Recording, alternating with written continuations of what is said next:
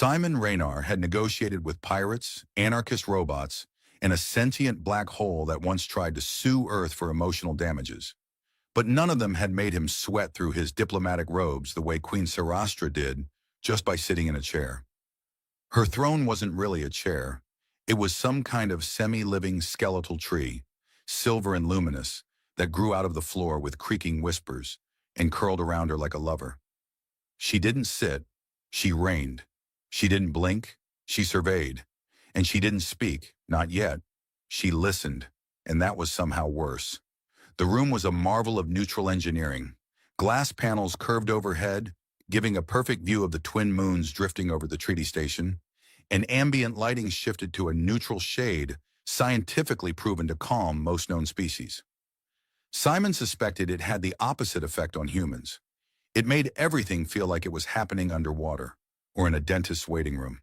His translator earpiece buzzed faintly, confirming that her royal dread was indeed still speaking fluent Valari, even if she hadn't said a word. The hum of her crown, which looked less like jewelry and more like a whispering hive, told him she was relaying information to her advisors across the stars, or maybe checking her intergalactic social media feed. Simon tried not to imagine that her galactic war council was watching his every twitch and adjusting the readiness of the orbital fleets depending on whether he cleared his throat too nervously. He smiled diplomatically. Your Majesty, it is the hope of Earth's unified nations that we can find a peaceful— Do not hope, she said. The voice startled him. It was low, smooth, with the texture of something being poured, oil maybe, or cold water into a copper basin. Her ears twitched faintly. Hope is for those who have not studied their enemy. Simon adjusted his collar. And peace talks are for those who'd like to avoid generating additional enemies by accident. She didn't blink, but the faint rise of one elegant brow might have been Vailari for, Go on, idiot. Her armor rippled slightly as if amused. Simon cleared his throat. Right. Earth proposes a phased de-escalation of border patrols in the Trinary Zone, with shared communications nodes and a neutral trade port too. I have read the proposal. I find it unimpressive. Well, Your Majesty, you should have seen Draft 2. That one suggested karaoke night. Something in the translator faltered. There was a long silence. Queen Sarastra tilted her head slowly. Explain. Karaoke, Simon said, regretting everything. It's a bonding ritual. Primitive, some would say. We shout ancient melodies into an amplifier until mutual shame forms a lasting alliance. The Queen stared at him. I was kidding, Simon said quickly. Mostly. Behind him, Earth's ambassador to the stars buried her face in her hands. On the other side of the room, a Valari scribe blinked 4 eyes at once. Queen Sarastra looked thoughtful. Your kind makes light of discomfort. This is unusual. Well, Simon said, when your Earth and your primary exports are sarcasm and regret, humor becomes a survival strategy. She stood. Everyone else didn't. Because when Sarastra stood, the room changed. Gravity seemed to bend around her presence, her armor folding and flowing into new shapes with each step. She walked toward Simon slowly. Her guards did not follow. They did not need to. You have made an offer, she said. Simon blinked. I did. You have offered a ritual of union. You said, what's it going to take? A wedding ring? Oh no, Simon whispered. In the presence of her advisors and mine, you have invoked the Lex Bondari, ancient law, witnessed by envoys. The ritual of accord has begun. I was joking, Simon said weakly. On Earth, we joke about everything. There's a whole archive of marriage proposal memes. Entire religions have formed around it. It's cultural. Indeed, she said, stepping closer, as is ours. Simon could now smell her, like ozone and distant pine trees. He wished he hadn't. He would forever associate impending interstellar nuptials with oddly comforting forest scents. I really wasn't proposing, he said, backing into the negotiation table. I mean, I'm not even dating. I have a pet cactus that I sometimes forget to water. I'm not ready for marriage. But you are a diplomat, she said. That's not the same as a husband. In Valari law, she continued, there are 3 recognized paths to union: conquest, challenge, and laughter. You have issued a challenge of absurdity. I have accepted. One of the Valari aides, tiny, gray-skinned, and positively vibrating with excitement, brought forward a glowing, scroll-like device and began to chant. The translator interpreted, "By ancient vow and ridiculous word, let this engagement be known." Simon looked around the room, desperate. There has to be a clause for misunderstanding, a footnote, something about sarcasm. Sarastra turned slightly. The bonding will not be immediate. There are trials, tests. You may yet survive them, or perish, or withdraw. But the ritual has begun. Your people may observe. And if you succeed, our two civilizations will be forever linked in laughter and law. Or we both die in space trying to understand each other's jokes. Her lips curved upward. A smile, a real one. His knees nearly buckled. "Then let the stars witness the first trial," she said. "Let us endure the Hall of Beasts together." Simon paled. "That sounds like a metaphor." "It is not."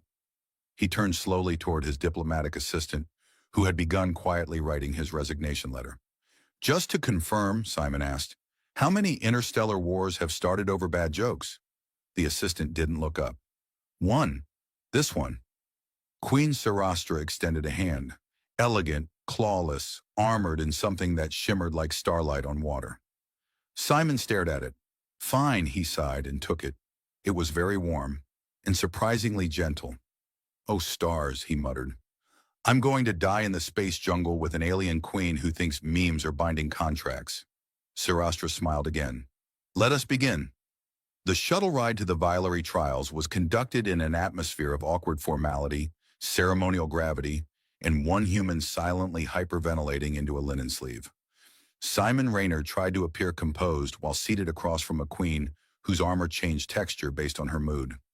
At the moment, it was humming quietly, like a hive preparing for winter, which, according to the diplomatic briefing, meant she was pleased.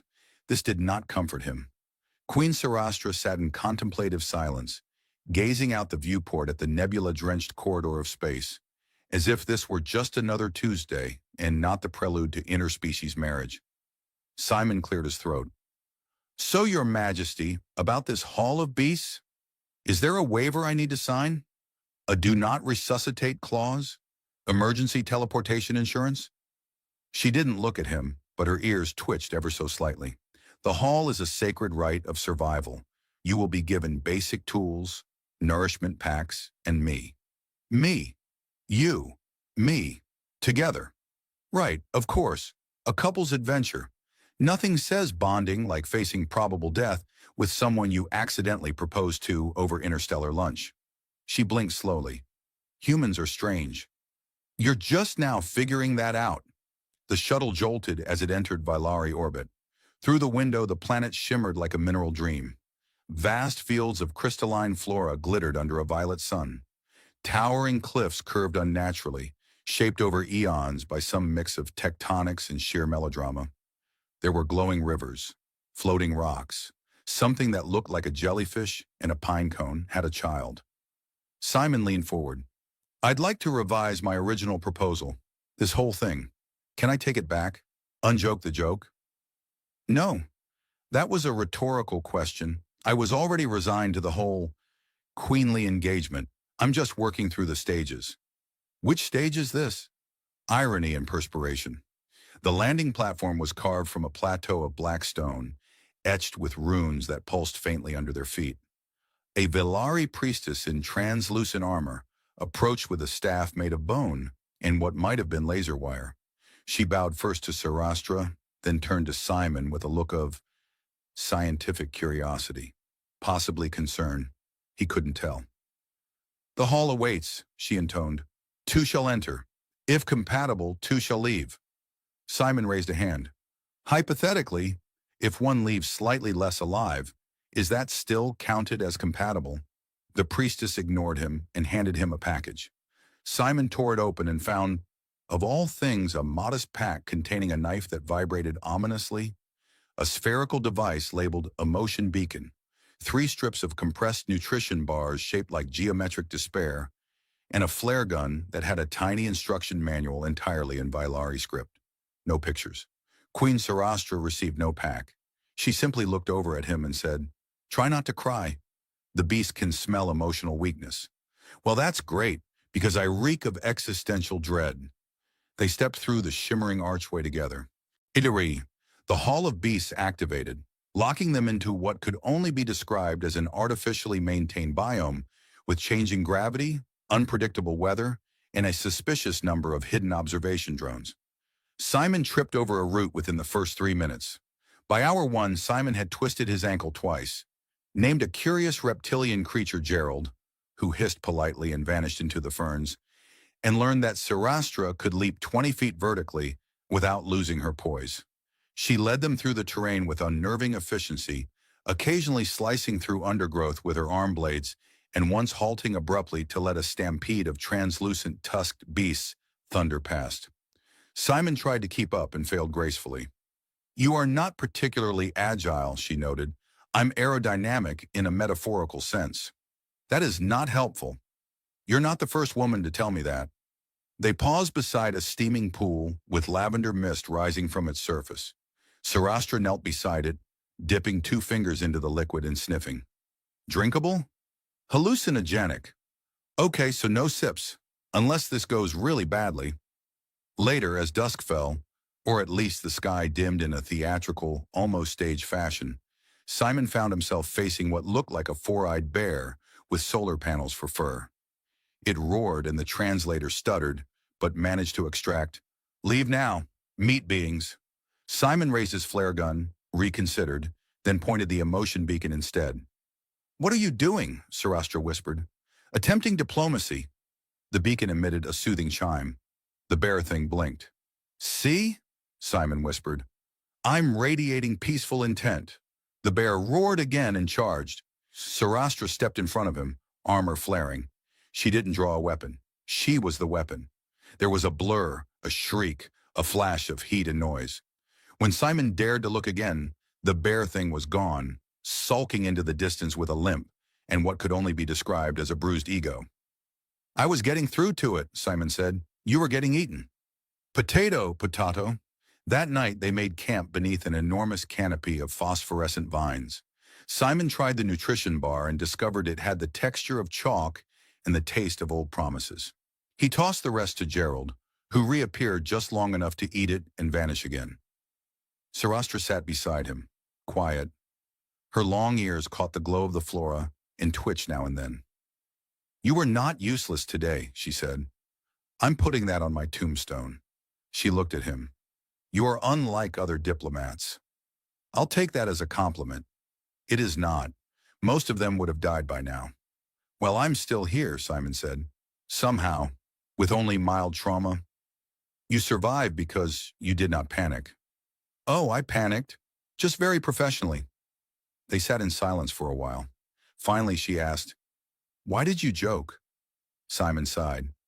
"Because things were tense. Because sometimes, when everything's spinning out of control, humor is all that keeps us from falling apart.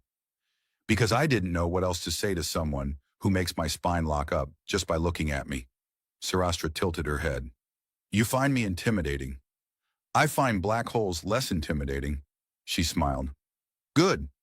Simon rolled over and stared up at the unfamiliar stars. "So, what's the next trial?"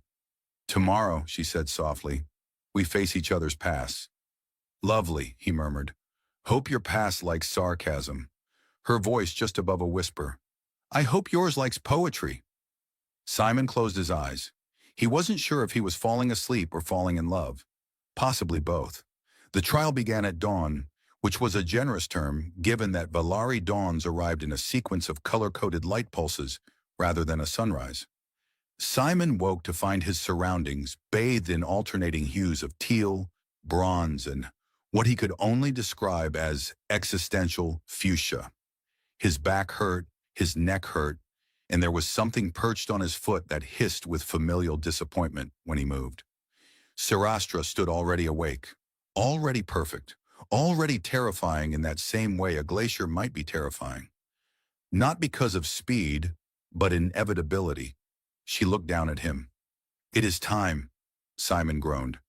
"Time for the next trial? Time for you to apologize to that nesting mammal." He looked down. The thing on his foot was shaped like a pillow, if pillows were aggressive, bioluminescent, and emitted a low-frequency rumble of disdain. "I'll send it a fruit basket," he muttered. They trekked toward the trial chamber, which in this case was a reflective obelisk embedded in the ground, like some kind of divine thumb drive. A Velari emissary stood nearby with a device that looked suspiciously like a handheld waffle iron. She greeted them with a ceremonial phrase that, through Simon's translator, became, "Welcome to the Chamber of Memory. No refunds." Sarastra accepted the device with a nod. "Prepare yourself, human. This trial will force us to share that which shaped us." Simon frowned. "You mean our childhood trauma?" "If yours is particularly colorful, yes." The waffle iron pulsed. Sarastra placed her palm against one panel. "You will see through my eyes, I through yours. We will walk each other's paths and speak no lies." Simon hesitated. "Can we skip the part where I went through a goth poetry phase in high school?" "Too late." The light flared. Simon found himself standing inside a vast chamber of stars. They hung motionless, as if the universe had been paused mid-thought. Across from him, a version of Sarastra, smaller, unarmored, her hair in intricate braids, stood silently, staring up at a colossal monument. A voice echoed around them. "You are weak." The voice was not hers. It was older, harsher, and had the tone of someone disappointed in everyone, but especially you. "You speak with softness. You doubt. You hesitate. Such things are death." The child Sarastra didn't answer. She simply stepped forward and touched the monument, a depiction of a queen, carved in metal and fire, holding a spear that hummed with restrained violence. Simon looked around and realized this was a memory from her ascension. Not coronation, not ceremony. A trial. She had faced something monstrous. No, someone. An elder, armored and cruel, demanding she choose violence over mercy. She had refused, and she had bled for it. In the memory, she stood between a crying sibling and a blade, and Simon felt her scream tear through his chest like a second heartbeat. Then the scene changed. She saw him now, 16, in a school auditorium, standing on a makeshift stage decorated with inflatable planets. He wore a borrowed blazer and held a microphone that had too much feedback. His speech began with, "Fellow delegates of Model UN, I stand before you today to negotiate for snacks." And the laughter that followed was the first time he felt powerful without being dangerous. The memory skipped forward. Simon at 19 comforting his mother after a stroke, making dumb jokes to keep her conscious. He rewrote terrible soap operas for her in real time. She called him "my ridiculous peacekeeper." He called her Madam President of the Couch Republic. They laughed while the machines beeped behind them. Then, Simon, 28, on a diplomatic ship after a bombing, ash in the air, a child clinging to his arm. The only words he could think to say were, "It's okay, I'm scared too. Let's be scared together." The vision ended. They stood in silence. The air around them shimmered faintly. Sarastra spoke first. "You are not brave because you lack fear.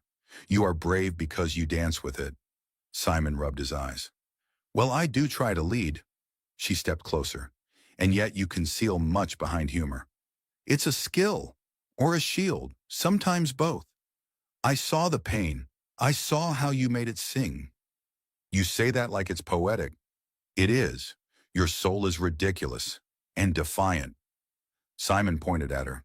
"I'm putting that on my business card." A sound chimed from the device. The emissary stepped forward. "The trial of memory is complete. Emotional compatibility sufficient. Result may proceed." Simon squinted at the device. "It actually measures that?" "Among other things," said the emissary, "like biochemical sympathy, ocular synchronization, and pheromone tolerance. I'd rather not know how I did on that last one." Sarastra turned. "We rest now. The final trial begins tomorrow." Simon groaned. "More near-death experiences?" "No," she said. "The third trial is of choice." "Well, that sounds suspiciously philosophical." "You will choose. You will decide what matters most." "I'm guessing this doesn't involve multiple choice." "It may involve your life." Simon sighed. "Ah, so existential multiple choice. Classic alien culture twist." As they made camp again, this time beside a spring that gently sang in a key Simon was pretty sure was B minor. He looked up at the stars. So just to recap, I accidentally proposed to an alien queen, survived a monster jungle, saw my childhood through my own tears, and now I'm one step away from either marriage or galactic death by metaphor. You are adapting well, Sarastra said. I was not trained for this. I suspect no training would help. Simon paused. Did I ever tell you about the time I tried to mediate a treaty between two sentient plankton nations who couldn't agree on what color water should be? No. Well, it involved interpretive dance and a tragic sneeze. I'll save that for our honeymoon. She looked at him for a long moment, and something almost like a laugh escaped her lips. A low musical sound that made his skin tingle. You are a strange man, she said. I've been called worse. They sat quietly side by side, two figures shaped by different galaxies, waiting to see what destiny had planned next. Neither of them mentioned that they no longer entirely dreaded the outcome. Simon awoke to the sound of his name being pronounced in 5 syllables. This was either a local bird repeating his nightmares or Sarastra standing over him with a look that meant something important was about to happen. Likely something involving gravity inversions or soul-splitting decisions. He blinked the sleep from his eyes and found her already armored, already pristine, already radiating that calm, planetary warrior energy she wore like perfume. It is time, she said. He sat up and stretched. You know, every time you say that, a small part of me curls up and prepares to meet its cosmic end. This is the trial of choice. Right, right. And by choice, Ross, you mean, you must decide. Do I get multiple lifelines? Can I phone a friend? Or at least phone my dog? He has excellent instincts for questionable people. Sarastra didn't answer. Instead, she turned and began walking toward the great chamber at the edge of the crystalline forest, where trees hummed faintly and occasionally rearranged themselves to mess with maps. Simon hurried after her, zipping up his jacket and mentally preparing for metaphors disguised as architecture. The trial chamber was unlike the others. It wasn't a hall or a field or a dome made of intelligent mist. It was a floating platform suspended in a cube of refracted time. Each corner of the space flickered with different memories, echoes of lives not lived, choices not made. It was, in short, a very Vailari way to say, this is serious, no takebacks. An elder Vailari stood at the center, cloaked in living cloth that whispered ancient lullabies in the background. He gestured toward Simon and Sarastra, and with a voice as smooth as moss-covered thunder said, You now stand at the threshold of convergence. One life must be chosen. 2 fates must be reconciled. Sacrifice or unity, identity or transformation. Simon raised his hand.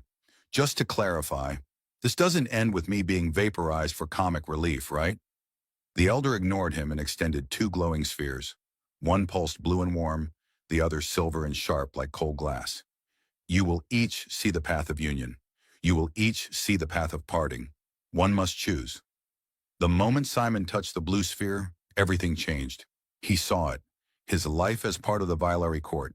He wore robes stitched with star thread, constantly flanked by diplomatic aides and creatures with too many limbs and not enough patience.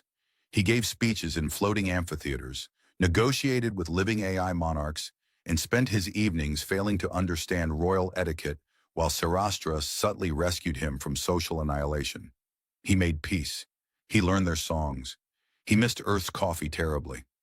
Then the vision shifted, the silver sphere. He was back on Earth, alone, his hair a little grayer, Sarastra gone. The alliance still forged but fragile. He lectured at interstellar diplomacy conferences, his voice steady, his smile practiced. At night he walked alone by the docks of New Pacifica, remembering the way her voice had sounded when she tried human idioms and got them gloriously wrong. Peace had come, but the cost echoed. When the vision ended, he staggered back, blinking. Sarastra stood silently watching him. I saw as well. Let me guess, Simon said. In one version you end up ruling alone, but with intergalactic stability. In the other, you share your crown with a man who once got lost in a circular hallway. She looked at him.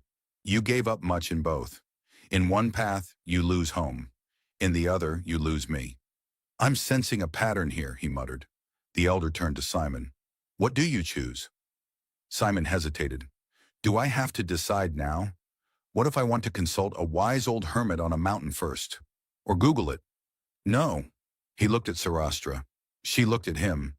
There was a silence that had nothing to do with absence and everything to do with a universe holding its breath. I choose the ridiculous path, Simon said. The improbable one. The one with awkward dinners, mistaken customs, and the very real possibility that I'll accidentally insult an emperor because I didn't pronounce his name with the correct nasal click. The elder blinked slowly. I choose her, Simon said, and whatever madness comes with that. Sarastra stepped forward, touched the blue sphere again, and said, then I choose him, and his sarcasm, and his persistent refusal to take anything seriously. You say that like it's a flaw, Simon said. It is your charm. The elder raised both arms. Then so it shall be. The union proceeds. The stars acknowledge. The blood pact will be witnessed. The ceremonial orb of unity shall now descend. Simon turned to Sarastra. Please tell me that's a metaphor. A glowing orb lowered from the ceiling and hovered between them. It buzzed. Of course it's not, Simon muttered, because nothing is metaphorical when aliens are involved. Except everything. They each placed a hand on the orb, which immediately scanned their DNA, cultural signatures, temporal alignment, and preferred breakfast items. It hummed, glowed, then emitted a small puff of celebratory glitter gas. A melodic voice echoed, Bond confirmed. Cosmic accord pending. Please enjoy complimentary symbolic tokens and celebratory pastries in the next chamber. Simon stared at the orb. Did it just say pastries? Yes, Sarastra replied. I knew I was marrying into the right culture. They exited the trial chamber to find an assembly of diplomats, representatives, and oddly shaped delegates waiting in ceremonial garb. There were gift baskets. There was a dessert table. One ambassador, shaped like a tangle of metallic ribbons, presented Simon with a scroll that hissed, You are now legally bound to the Queen of Vailari. Your face will be printed on currency. Simon blinked. Can we? Not. It is mandatory. A human diplomat, red-faced and sweating, ran over. Reynard, are you insane? We were still drafting the secondary clauses. This wedding thing, it's happening. Yes, Simon said. Also, I want hazard pay and a muffin. The diplomat opened his mouth, closed it, then just waved a hand. Fine, but if there's a war because you mispronounced a toast, I'm writing it into your obituary. Simon grinned. Make it a funny one. Sarastra stood beside him as the crowd formed around them.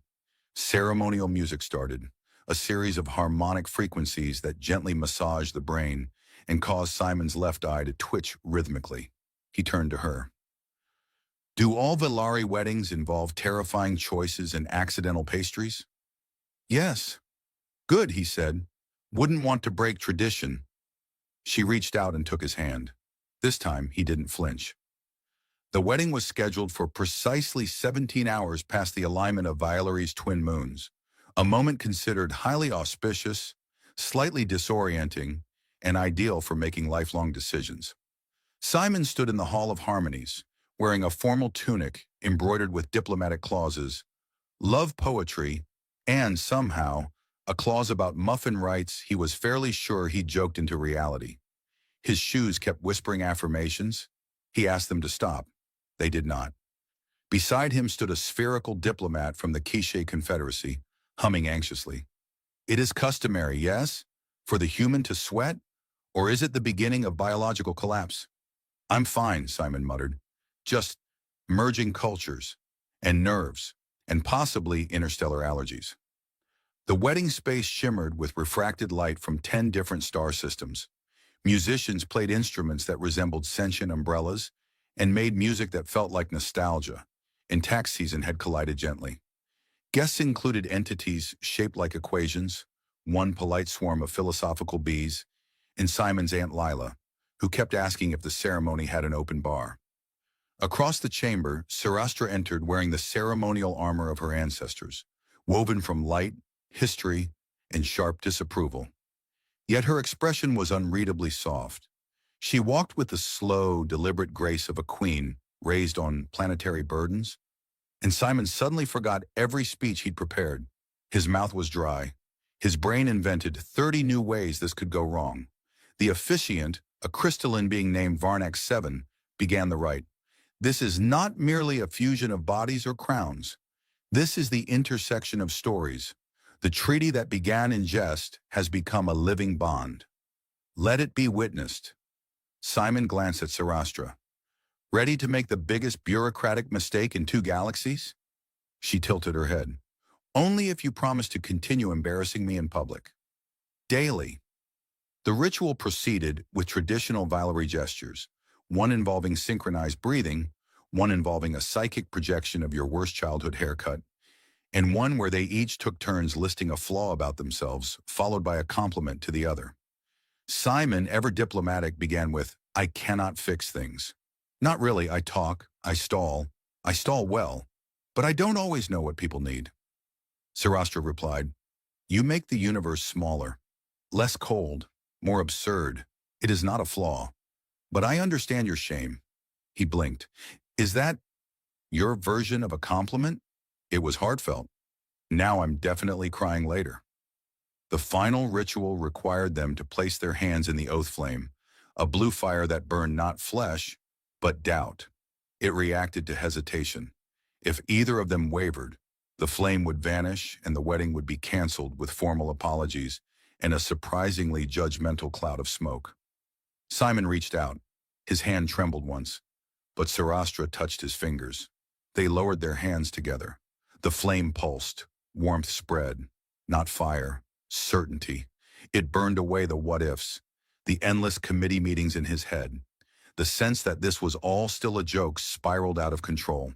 He felt it, clearly like music without static. He wanted this. Her. Not because of fate, or duty, or galactic peace talks, but because she challenged him, terrified him, delighted him. She made the impossible feel optional. The flame roared upward. The officiant declared the bond sealed.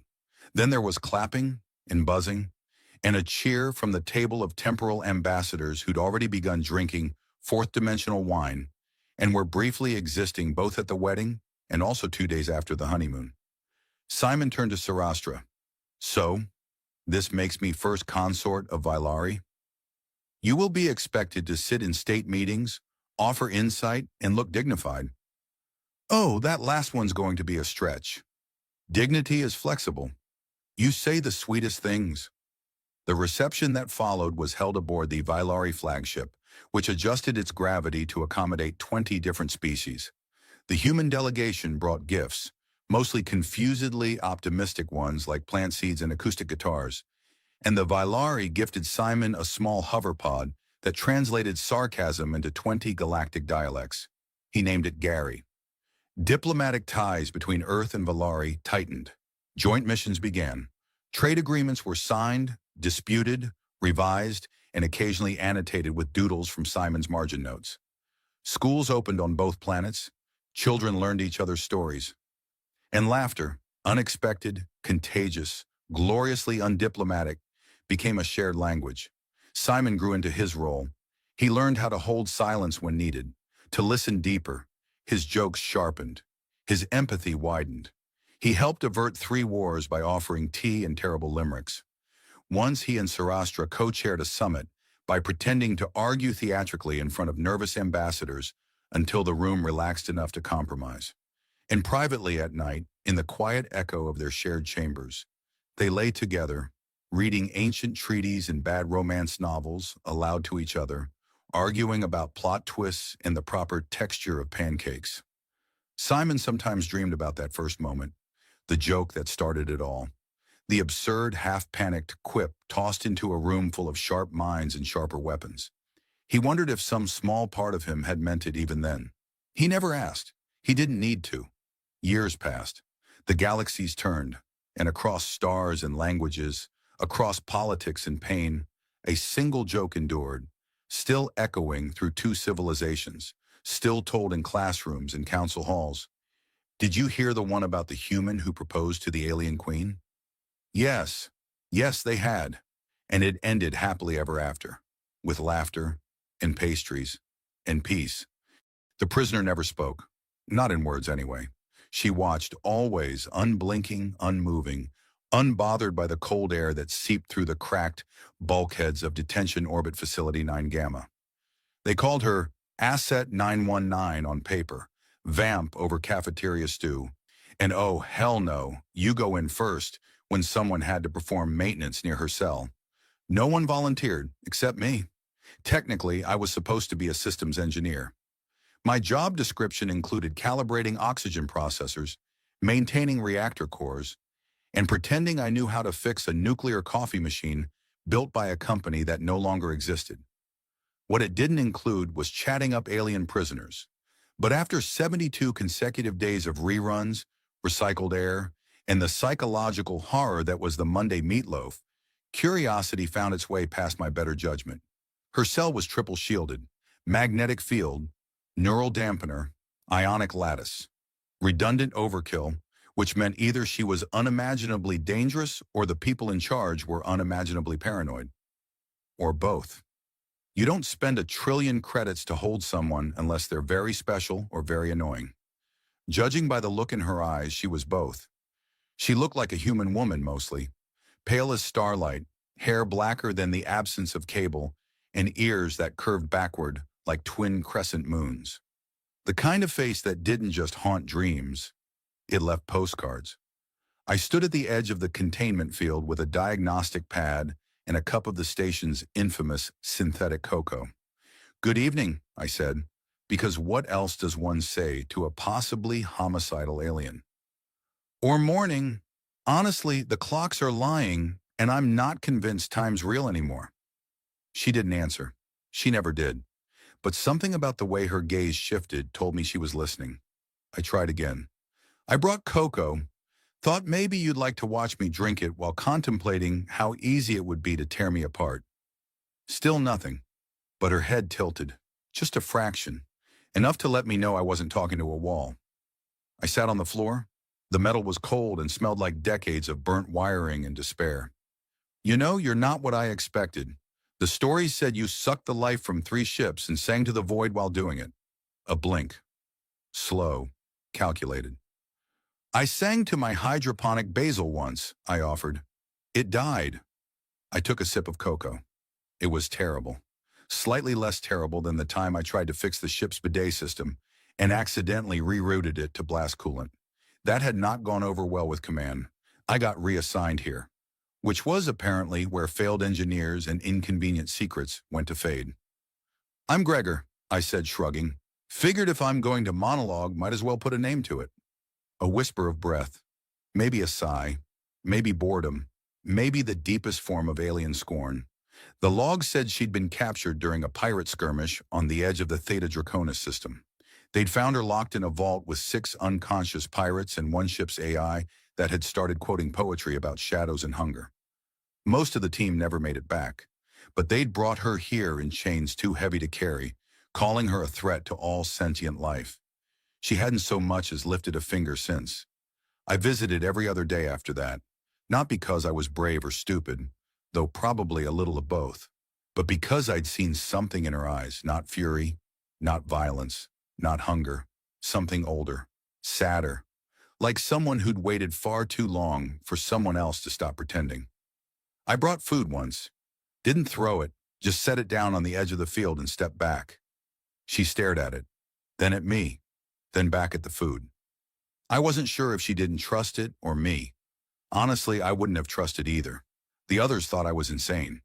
Collins called her a black hole with cheekbones. Juno said I had a death wish. Lieutenant Parr kept asking if I was making first contact inappropriately, to which I responded, "No, Lieutenant, just exploring the boundaries of nonverbal mutual respect." That earned me toilet scrubbing duty. Again. One day, while replacing a neural capacitor, I caught her watching me. Really watching. Head tilted, gaze unblinking, like someone trying to understand why a fly insists on smashing itself against the same glass. "You ever wonder if they're wrong about you?" I asked. She didn't answer. Of course she didn't. But she blinked. And when someone hasn't blinked in 21 visits, That counts as a novel. The capacitor sparked in my hand. I dropped it with a very dignified yelp, followed by some high-quality dance moves as I stomped on the tiny flame. She almost smiled. It was that almost that undid me. By week 5, Command decided she was a liability. The orders came quietly, coded in high-clearance files routed through encrypted channels. Asset 919 is to be terminated. Containment breach protocol as cover. Paperwork, elegant and sterile. I stared at the order in my bunk for an hour.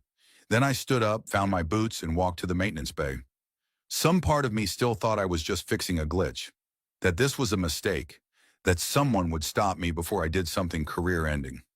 They didn't. The tools I took weren't special: a field disruptor, a manual override key, one ancient, oil-slicked bolt cutter that looked like it had seen the rise and fall of civilizations. I told myself I was just going to inspect her cell one last time. She was sitting again, silent, watching. "They're coming," I said, unlocking the outer panel. "To erase you. Clean slate. Bye-bye, scary space lady." No response.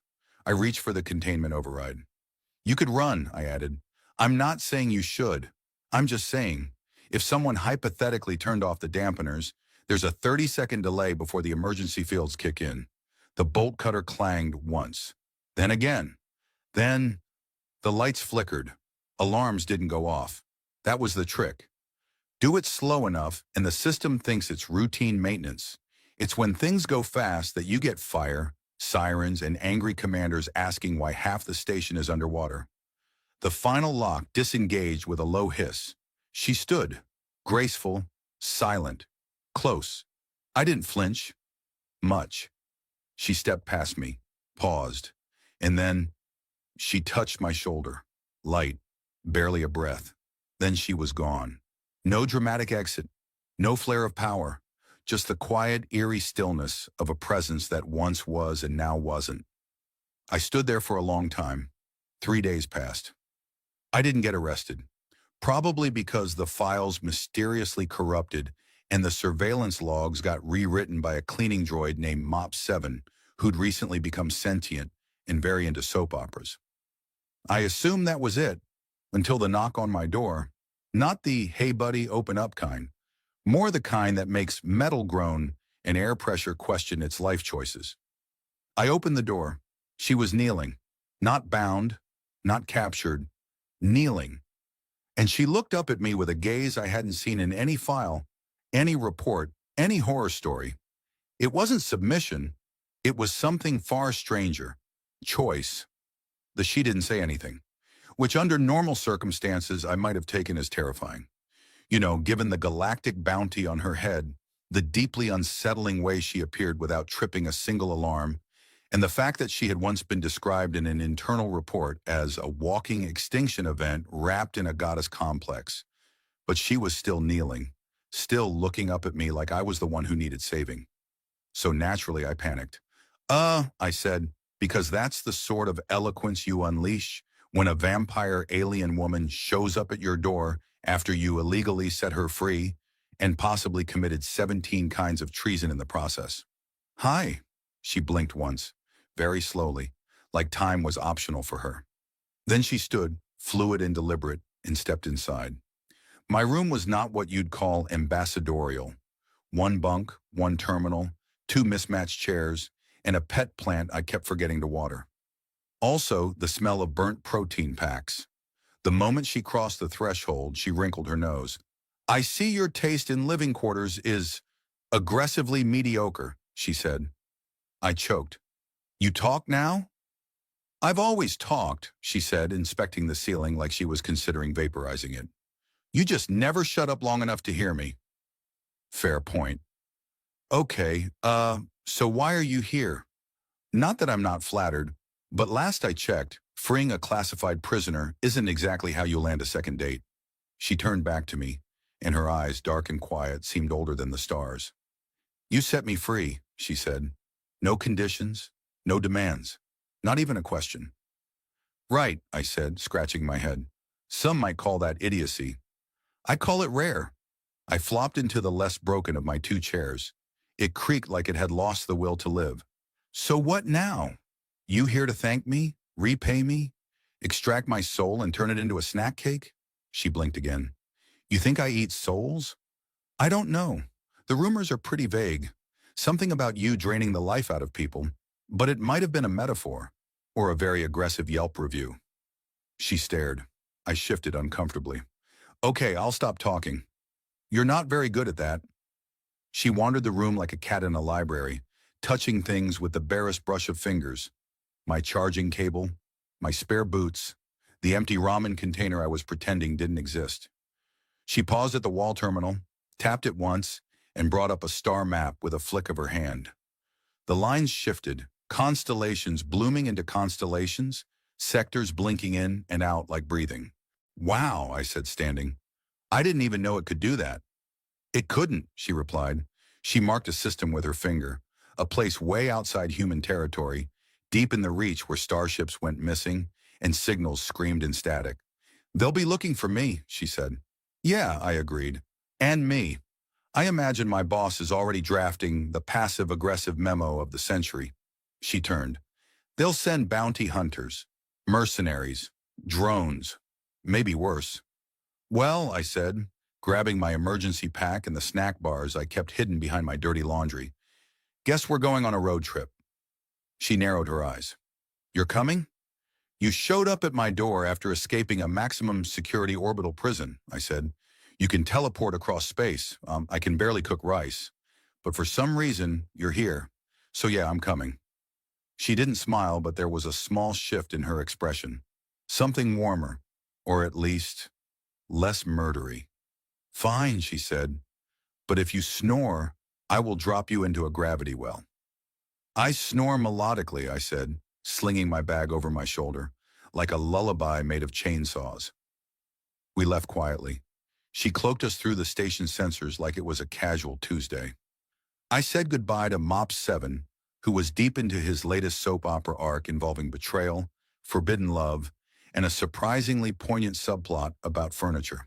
Our getaway ship was a rust bucket named the Indignant Ferret, which I bought from a smuggler with a twitch and a passion for firecrackers.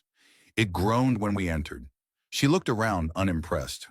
This flies? She asked. Technically, I said. It falls in style. We jumped systems by nightfall, skipping past trade lanes and dipping into the kind of space where laws became suggestions and ethics were currency. She sat mostly in silence, occasionally murmuring directions like she was navigating by instinct.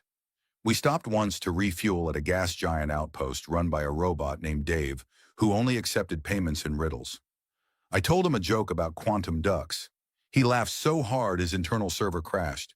Back on board, she watched me try to make tea. That's not how you steep it, she said.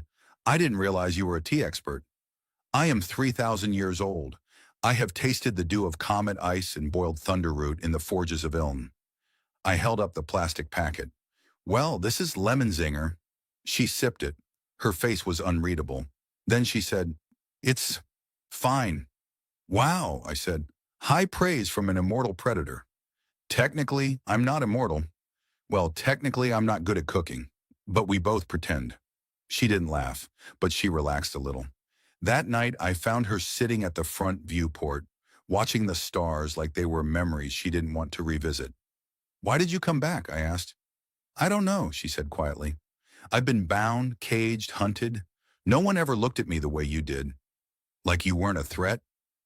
Like I wasn't alone. I sat beside her, not touching, not speaking. Outside, the stars kept spinning, and somewhere far away, something began to follow us. I woke to the sound of the ship insulting me. Alert! The indignant ferret droned in a voice I'd programmed during a particularly bad night of caffeine withdrawal and existential despair. You snored for 4 hours and 17 minutes. I've logged it as a sonic hazard.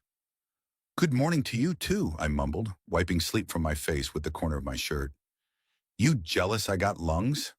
Jealous implies a desire to possess. I desire your silence. Same, buddy, same. She was already awake. She didn't sleep much. Said rest was a concept tied to safety, and she hadn't known either in a long time. I found her at the ship's nose again, staring out the viewport at a nebula, the color of bruised fruit in old royalty. "We're being followed," she said without looking. "Right. And good morning to you. I made instant algae porridge if you want to pretend you're being punished." "They're using passive warp signatures," she continued. "3 ships. One of them is cloaked. High-grade military stealth. Black cell." I squinted at my console. Wow, I didn't get any of that. "Can you dumb it down for the guy who once electrocuted himself with a heated blanket?" "They want me," she said. "Well, yeah. You're ancient, terrifying, and you sort of escaped an ultra-secure detention block with the elegance of a disappearing act and none of the paperwork." She turned to face me. "They'll stop at nothing." "That's fine. I've got a wrench and the blind optimism of someone who doesn't understand consequences." She blinked slowly. "You are very human." I choose to take that as a compliment. I steered the ship toward a system I remembered from a supply run. Namaran Vis, known for its rotating black market, suspiciously cheap fusion cores, and a noodle vendor who ran a protection racket on the side. If we were going to shake pursuers, we needed chaos and noodles, preferably at the same time. The ferret groaned as we entered orbit. "This is not a good idea." "You say that about everything." "You once tried to fix a coolant leak with chewing gum and optimism. Did it work?" "You almost blew up the starboard reactor." "But I didn't, and that's what matters." We docked. The port was a mess of lights, noise, languages being shouted over industrial fans, and a smell that could only be described as cooked anxiety. I loved it. She, on the other hand, looked like she was trying not to disintegrate anyone by accident. A vendor tried to sell me a genetically modified hamster with wings. I almost said yes just to see what would happen. She gave me a look. The hamster vendor fled. We navigated through the main corridor, where neon signs flickered like tired dreams, and a techno-monk tried to convert us to something involving mushrooms and orbital meditation. Eventually, we found the contact I needed, a man named Glav. Glav looked like someone had taught a sack of potatoes how to smoke cigars and gamble. "Gregor," he said, grinning, "I thought you were dead or in jail." "I hear that a lot. I brought company." He glanced at her, and the cigar fell out of his mouth. "She's not going to bite," I said, "unless provoked or bored." She didn't react. Glav wiped his brow. "You got heat on you?" "Enough to fry an asteroid omelet." He led us to a back room cluttered with parts, maps, and what I think was a musical instrument made of bones and a toaster. He pulled up a map of the sector and pointed to a spot labeled Deep Rot. "This here's an old listening post," he said. "Pre-Federation, shielded, off the books. No one goes there because the place is cursed." "Cursed how?" I asked. He shrugged. "Ghosts, screaming walls, engine grease that moves when you're not looking. You know, standard haunted space nonsense." I turned to her. "Thoughts?" She nodded. "Sounds quiet." "Then it's perfect," I said. "Also, if we get haunted, I vote we name the ghost. I've always wanted a roommate named Dennis." We left with a stolen jump key and a crate of mystery juice Glav swore would boost our engines or kill us instantly. Odds were 50-50, not the worst gamble I'd taken that week. The jump to Deep Rot wasn't smooth. Something in the slipstream kicked us like a grumpy mule, and we emerged into a dead system where the stars felt like they'd forgotten how to shine. The station floated ahead, silent, dark, ancient, like a wound in space that had scabbed over. We docked with the elegance of a drunk spider, and I suited up. She didn't need air, apparently, or a suit, or a helmet. When I asked her about it, she said something about cellular phase modulation and adapted respiratory matrices. I nodded like I understood. I didn't. Inside, the station was quiet. Too quiet. No lights, no systems, just the low hum of ancient machines still dreaming of their purpose. She moved ahead, leading us through long dead corridors and sealed doors that opened for her like they remembered her. "You've been here before," I said.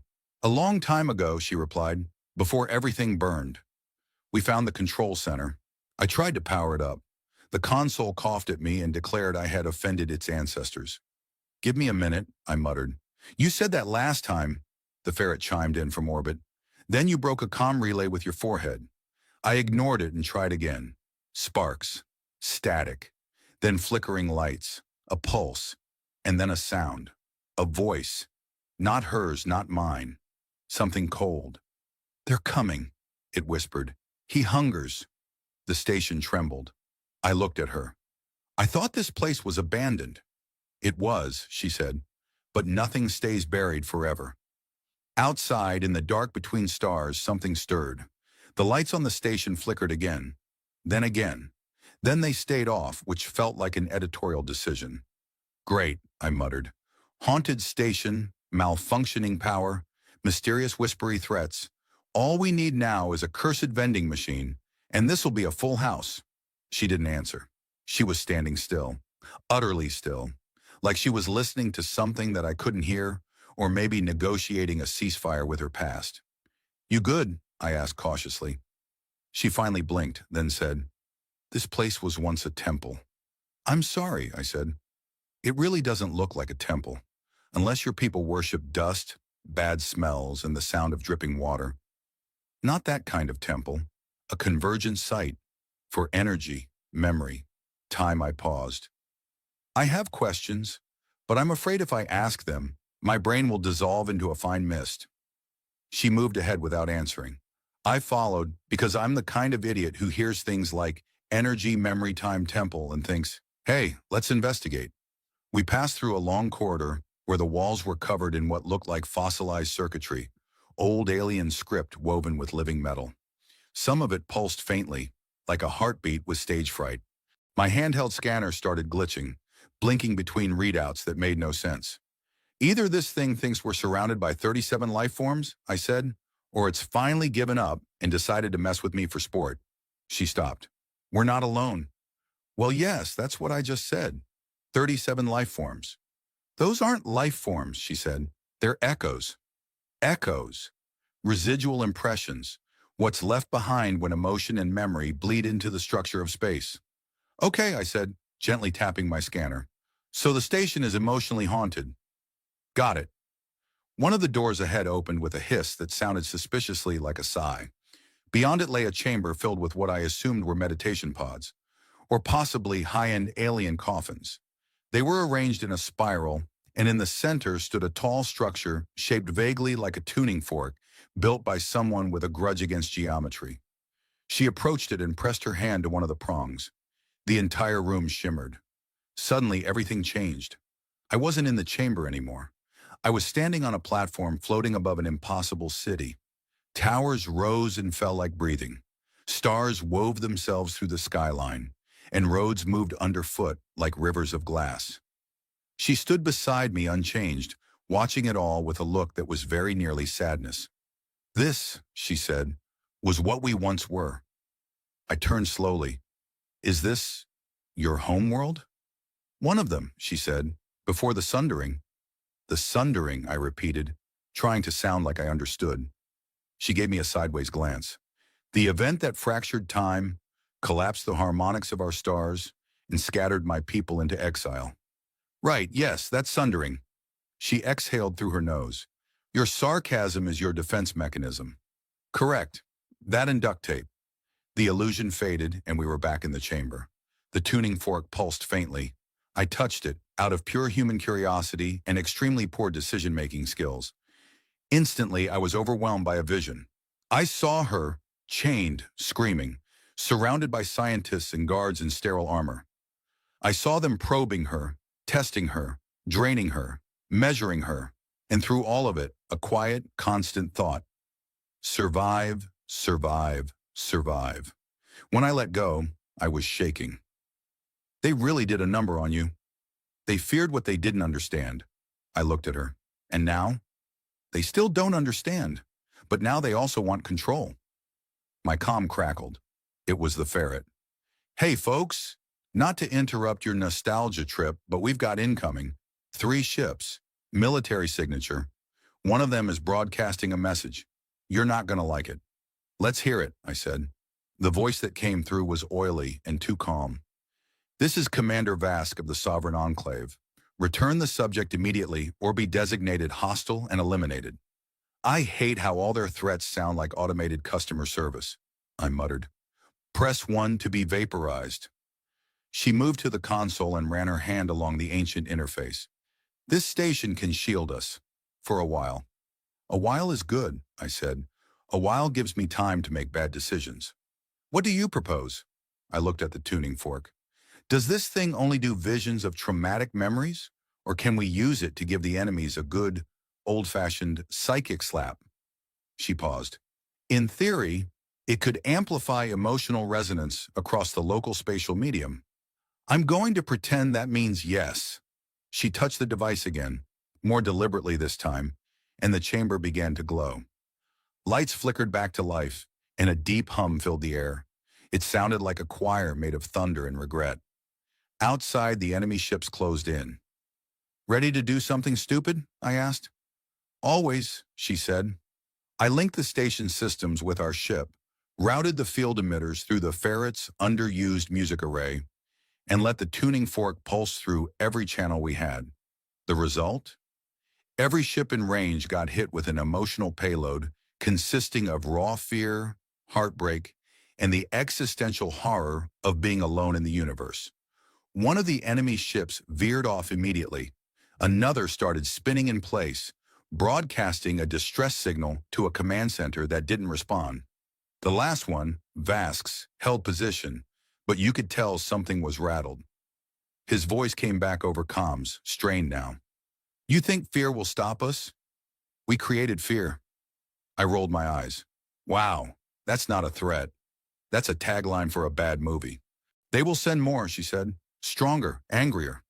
Then we make sure they find a trail of bad memories and awkward voicemail messages. She nodded slowly. You're a strange man. Strange is all I've got. We powered down the resonance device before it cooked the walls. The silence afterward was heavy, but not unwelcome. Where do we go now? I asked. There's a place, she said, farther out, past the reach of the Enclave, a world forgotten even by its own sun. Let me guess, haunted? Possibly, she said, but peaceful. Sounds like a trap. I'm in. We landed on a planet that didn't have a name so much as a sound, something like a cough in the back of the throat followed by a wistful sigh. I named it Kevin. She didn't object, which I took as a sign of progress in our ongoing battle over nomenclature. Kevin was cold, gray, and covered in ruined structures older than most galaxies. Massive pillars jutted from the ground like ribs of some long-dead god. The wind howled, but politely, like it didn't want to wake the neighbors. Is this peaceful? I asked. By galactic standard, she said.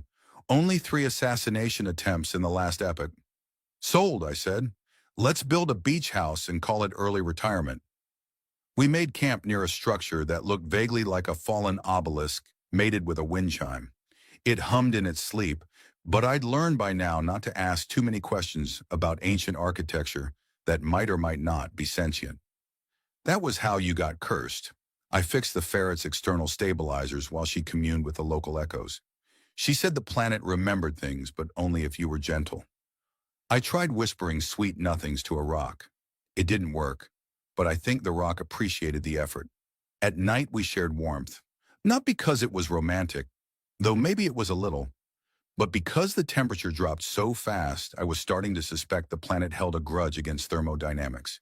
She didn't sleep still, but she watched the stars like they owed her something, and I didn't ask what. One morning being a generous term since the sun flickered like an old light bulb on caffeine, she said, "They won't stop." People rarely do, I replied, especially when they think they're owed something. I'm a myth to them now, a weapon, a threat, a relic. I poured us both a mug of rehydrated mushroom coffee. And what do you think you are? She stared into her cup. Free. Well, I said. Welcome to the club. Dues are paid in regret and bad decisions. We meet on Thursdays. A week passed. No ships, no signals. The galaxy, in its infinite drama, seemed to have turned its attention elsewhere. We kept moving, exploring ruins, documenting things, sometimes arguing about the difference between ritual stones and very confused toilets. She laughed more. Not often, but when she did, it cracked the air like a breaking curse. Then one night, I woke up to find her gone. I panicked, naturally.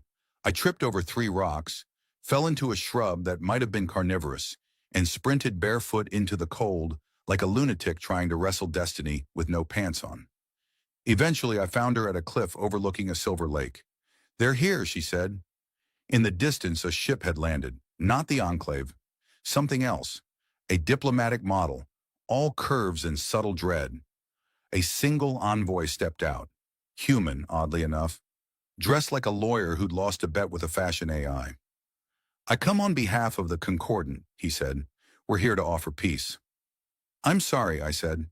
"Did you say peace? On Kevin?" He adjusted his glasses. "We've been monitoring transmissions. We believe there's a path forward. Reparations. Restoration. Amnesty." She narrowed her eyes. "And the others?" "Disavowed," he said. "The Enclave's overreach embarrassed more than a few powerful people. You were right to run. And lucky. Though I suppose luck had help." He looked at me. I gave him a thumbs up. He did not return it. I liked him less. "Let's say we believe you," I said. "What happens now?" He held out a data crystal. "Your name is cleared, her designation retracted. You're free to go." Anywhere he left without fanfare. The ship vanished into the clouds like it had never been there. She held the crystal for a long time. "You're really free now," I said. She nodded slowly. "And you?" "Oh no," I said. "I'm still a mess." She laughed. "Will you come with me?" "Only if there's food," I said. "I'm a simple man. Point me toward a halfway decent noodle stand, and I'll follow you to the end of the stars." We returned to the ferret. I updated the ship's registry. Gregor and the formerly imprisoned vampire alien woman, now freely wandering and possibly dating. The system refused to accept it. I shortened it to odd pairing. She approved. We left Kevin behind. He'd been a good host, all things considered. I promised to name a cocktail after him. As we sailed through the quiet between systems, I looked over at her. She wasn't what the legends said. Not a monster, not a queen, not a god. Just someone who'd been bound too long. Someone who'd found in a bumbling human mechanic with poor hygiene and worse luck, a sliver of something unexpected. And me? I'd found purpose. Not grand or noble, just honest, real. "Where to next?" I asked. She smiled. "Everywhere."